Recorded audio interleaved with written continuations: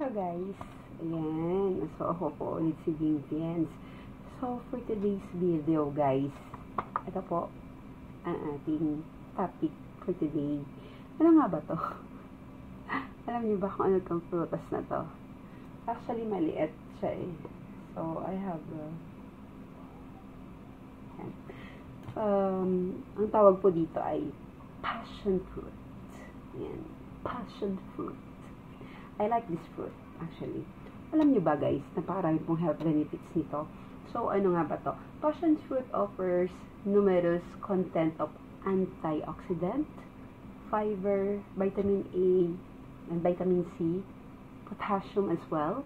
It supports immune system, heart health and digestion. It can also help with blood sugar regulation, weight management, and may have anti-inflammatory and anti-cancer properties. Yan. Napakarami palang health benefits na makukuha dito sa passion fruit. Yan. So, digestive health. High in fiber. Passion fruit is rich in dietary fiber. Ayan. Which promote healthy bowel movements and can help with constipation. So, sa mga constipated guys, kain po kayo ng ganito. Ease digestion. Ayan. The fiber content also help regulate intestinal health and can contribute to a feeling of fullness which may help with weight management. Ayan. Reduces cholesterol din po. Ayan. Fiber can also help in reducing cholesterol levels. Ayan. So, sa digestive system pa lang yan. Ito naman sa immune system and cell protection. Rich in vitamin C, provide a boost to the immune system and acts as a powerful antioxidant. Packed with antioxidant, contains flavonoids, carotenoids, and other plant compounds that protect cells from damage caused by free radicals. Ayan. High in vitamin A, essential for maintaining healthy vision, skin, ayan, and also supports immune function. Ayan po, sa ating pong immune system yan, guys, and also sa ating cells, cell protection. Okay, sa heart health. Okay, heart. In heart, it lowers blood pressure. The high potassium content helps to regulate blood pressure by increasing sodium excretion and manages cholesterol. The fiber and antioxidant in passion fruit may contribute to lower cholesterol levels. Ayan. Contains iron. Ayan. Provides non-hum iron which the body can absorb more easily thanks to the high vitamin C content of it. Ayan. Ganda talaga to. Kaya pala love na love ko to. Ayan. Blood sugar regulation. Bulol. Bakit bulol ako? Sorry naman agad. Blood sugar regulation. Passion fruits fiber can help control blood sugar spikes. Ayan. Kain po tayo nito, guys.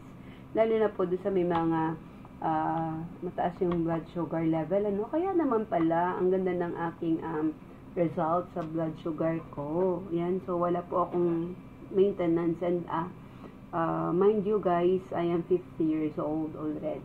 Ayan. So, some studies suggest that compounds in passion fruit may have independent anti-diabetic effects. Ayan. Other benefits.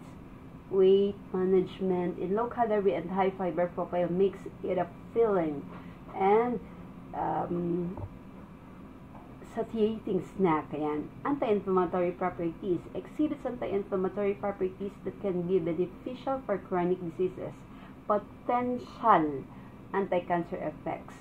Contains compound like beta-carotene and which may help protect against certain cancer. Soothes skin. Kaya naman pala, ganan. Actually, I like this fruit. Sobrang love ko to.